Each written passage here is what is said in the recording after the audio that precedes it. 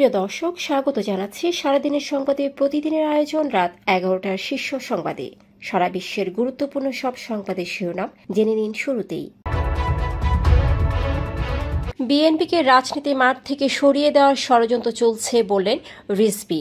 আগামী নির্বাচনে আওয়ামী লীগ ও জাতীয় পার্টির অংশগ্রহণ চান ফখরুল।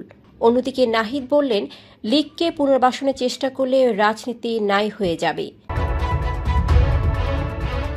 বর্তমানে মজুদ ডলার আপৎকালীন সময়ের জন্য যথেষ্ট নয় বললেন অর্থ উপদেষ্টা। এবার ফিলিস্তিনকে রাষ্ট্রের স্বীকৃতি দিল ফ্রান্স। জাতিসংঘে ফিলিস্তিনকে পূর্ণ সদস্যপদ দেওয়ার আহ্বান স্পেনের প্রধানমন্ত্রীর। আন্দোলনে গুলি চালানোর নির্দেশ দেওয়া অডিওতে হাসিনার কণ্ঠ শনাক্ত জানালেন ফরেনসিক বিশেষজ্ঞ। প্রফেসর ইউনুস এভাবেই সবাইকে একা ফেলে চলে যাবেন, লিখে রাখতে পারেন বললেন পিনাকি। শুক্রবার থেকে 1 ঘণ্টা করে সময় বাড়ছে মেট্রো রেলে। গাজা যুদ্ধ নিয়ে মুসলিম বিশ্বের নেতাদের সঙ্গে বৈঠকে বসছেন ট্রাম্প। অন্যদিকে ফিলিস্তিনকে স্বীকৃতি প্রতিশোধ না নিতে ইসরায়েলকে যুক্তরাজ্যের হুঁশিয়ারি। শাপলা প্রতীক পাবে না এনসিপি, সার্জিস বললেন, এনসিপির মার্কা শাপলাই হতে হবে, অন্য অপশন নেই। রাশিয়ার সহায়তায় 8টি পরমাণু বিদ্যুৎ কেন্দ্র নির্মাণ করবে ইরান। নিউ ইয়র্ক বিমানবন্দরে হেনস্থার শিকার প্রধান উপদেষ্টার সফর সঙ্গীরা। আক্তার হোসেনের উপর ডিম নিক্ষেপ, আওয়ামী লীগ কর্মী আটক। শুনছিলেন সংবাদ শিরোনাম, এবারে বিস্তারিত। ফ্যাশন ব্র্যান্ড মানে আর্ট। বিএনপি সিনিয়র যুগ্ম মহাসচিব রুহুল কবির রিজভী অভিযোগ করেছেন, বিএনপিকে রাজনীতি থেকে সরাতে 1/11 মতো ষড়যন্ত্র চলছে। সোমবার নয়াপল্টনে দলের কার্যালয়ে তিনি বলেন, 5 আগস্টের পর থেকে বিএনপির বিরুদ্ধে ভয়ঙ্কর অপপ্রচার চলছে। এদিকে দলটির মহাসচিব মির্জা ফখরুল ইসলাম আলমগীর ভারতের এই সময় পত্রিকাকে দেওয়া সাক্ষাৎকারে বলেছেন, বিএনপি কারো নির্বাচনে অংশগ্রহণ ঠেকাতে চায় না এবং অবাধ ও সুষ্ঠু নির্বাচনের মাধ্যমে ক্ষমতার পালাবদল চায়। অন্যদিকে এনসিপির আহ্বায়ক নাহিদ ইসলাম বলেন, আওয়ামী লীগকে পুনর্বাসনের রাজনীতি বিএনপির জন্য কাল হতে পারে। নিউ ইয়র্কে আক্তার হোসেনের উপর হামলার প্রতিবাদে সংবাদ সম্মেলনে তিনি বলেন, বিএনপিকে আওয়ামী লীগ নয়, বাংলাদেশ পুনর্গঠনে মনোযোগী হওয়ার আহ্বান জানাচ্ছি।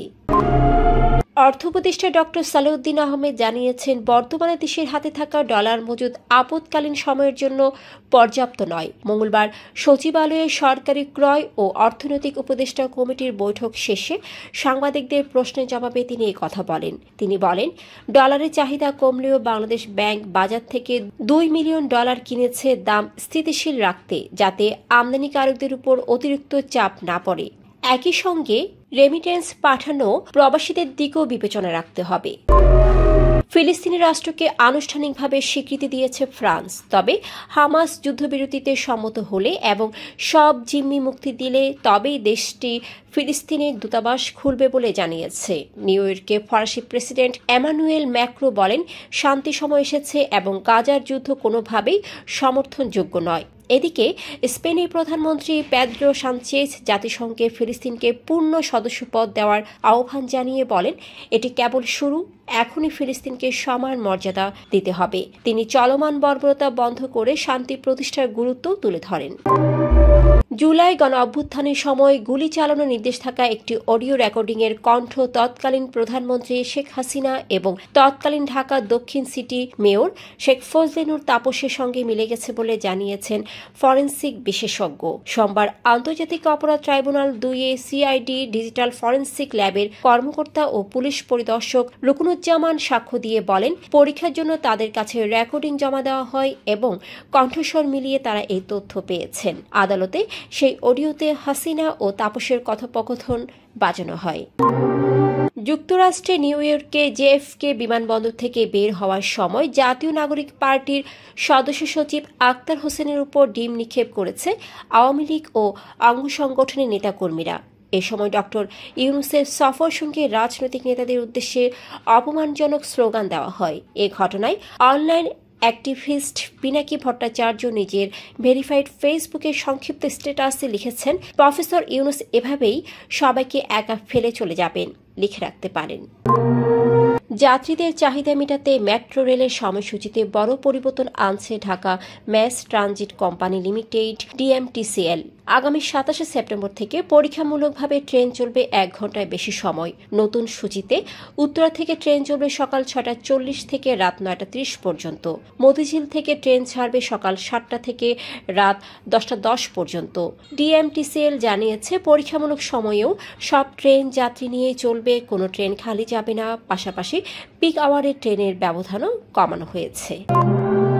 গাজায় চলমান যুদ্ধ ও মানবিক বিপর্যয় নিয়ে মুসলিম প্রধান দেশগুলোর নেতাদের সঙ্গে বৈঠকে বসছেন যুক্তরাষ্ট্রের প্রেসিডেন্ট ডোনাল্ড ট্রাম্প। মঙ্গলবার জাতিসংঘ সাধারণ পরিষদের অধিবেশনের ফাঁকে এই বৈঠক হবে। হোয়াইট হাউস জানিয়েছে, সৌদি আরব, ইউএই, কাতার, মিশর, জর্দান, তুরস্ক, ইন্দোনেশিয়া ও পাকিস্তানের নেতারা বৈঠকে অংশ নেবেন।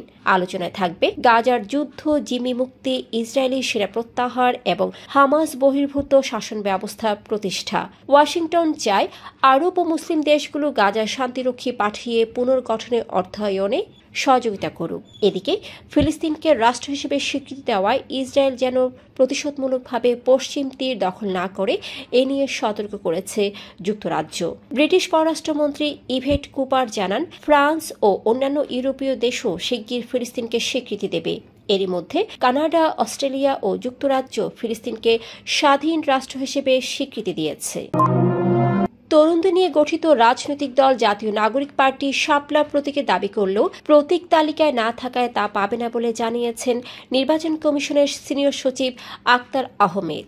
মঙ্গলবার নির্বাচন ভবনে তিনি বলেন, শাপলা প্রতীক তালিকায় নেই, তাই দলটিকে তালিকা অনুযায়ী নতুন প্রতীক নিতে হবে। এই বক্তব্যের পর এনসিপির উত্তরাঞ্চলের মুখ্য সংগঠক সার্জিস আলম ফেসবুকে প্রতিক্রিয়ায় বলেন, আইনি বাধা নয়, বরং অব্যবস্থাপনার কারণেই শাপলা প্রতীক দেওয়া যাচ্ছে না। তিনি অভিযোগ করেন, এনসিপি প্রথম দিন থেকে শাপলা চেয়ে থাকলেও ইসি তা তালিকায় যুক্ত করেনি। ইরানে 8টি পারমাণবিক বিদ্যুৎ কেন্দ্র নির্মাণে রাশিয়ার সঙ্গে চুক্তি স্বাক্ষরের জন্য মস্কো সফর করছেন ইরানের ভাইস প্রেসিডেন্ট ও পারমাণবিক শক্তি সংস্থার প্রধান মোহাম্মদ ইসলামি। রাশিয়া ভিত্তিক দ্য মস্কো টাইমস জানিয়েছে, 2014 সালে ঘোষিত এই প্রকল্প 1 দশক পরও প্রাথমিক স্তরে রয়েছে। তবে বার্তা সংস্থা রয়টার্সকে ইসলামি জানিয়েছেন, আলোচনা শেষ হয়েছে এবং এ সপ্তাহেই চুক্তি স্বাক্ষর হবে। এই প্রকল্পের মাধ্যমে ইরান 2040 সালের মধ্যে 20 গিগাওয়াট পারমাণবিক বিদ্যুৎ উৎপাদনের লক্ষ্য নির্ধারণ করেছে।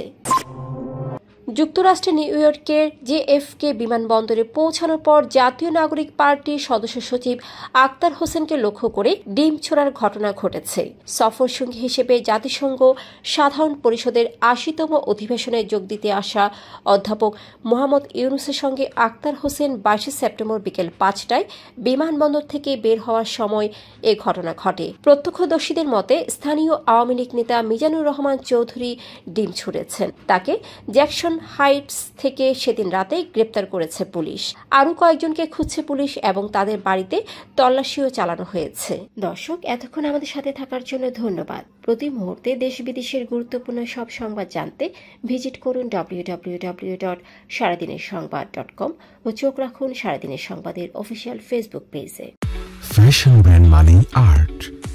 Men's, ladies and kids wear. Art. Be smart.